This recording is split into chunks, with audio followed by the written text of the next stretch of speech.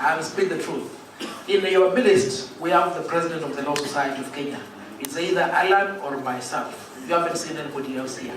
True or false? True. Now, the only handicap is Alan is on the ballot, Havi is not on the ballot. And Havi is not on the ballot not because of any mistakes, because of design.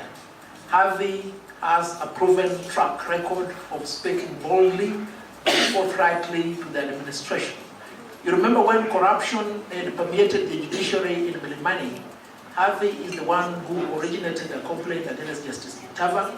The Law Society then, unfortunately, took up many of the complaints, but did not pursue the complaint. Havi appeared before the Justice Maraga tribunal and ensured that Justice Mutava was sent home. This does not mean that Havi is a man of addiction against judges. Last year, when you saw the case against the retirement of judges, Havi was in the Supreme Court to defend the judges. Havi has come out to defend the judiciary when it's being threatened by the executive. Havi has come out to defend the magistrate. He has come out to defend journalists. He has come out to defend lawyers. That is the reason why Havi has been blocked from running in this election. But that is not the end of it. We will follow this matter with logical conclusion because it is our expectation that lawyers must be given an open field to make a choice of their own. We cannot have an executive that wants to determine what will happen in the legislature, what will happen in the judiciary, what will happen in the opposition, what will happen in your house, and most importantly, what will happen in society of professions like yours.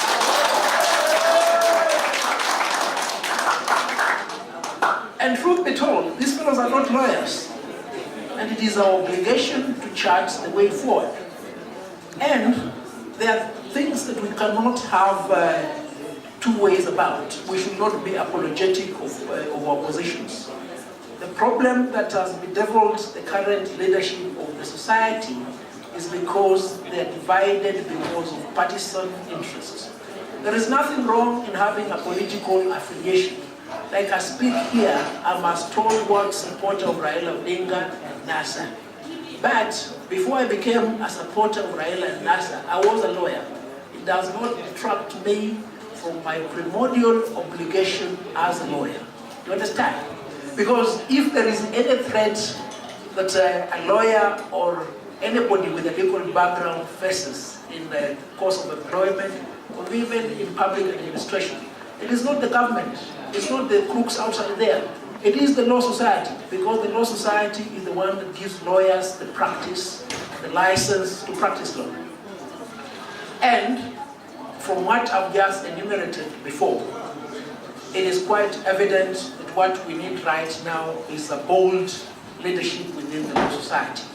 One that is not complacent, one that is not embedded with government. Not that it is my plan to fight the government, no. Objective number one under section 4A of the Law Society Act, on the part of LSK, it is to assist the government in the implementation of government policy. And this can be done in two ways. One is by showing the government direction. Two, criticizing the government. Now, you've seen what happened in the previous council. There was a lot of bickering. Nothing could go on because factions of key political players in the administration had embedded the Law Society. And I can tell you without any fear of contradiction, there are those who are quite determined to ensure that Havi, being a person who speaks boldly for the Law Society, does not ascend there. Because we have a regime that wants to take control of everything. Now, we have several branches of the Law Society. There are many, about 8. They're not being treated equally like the national office.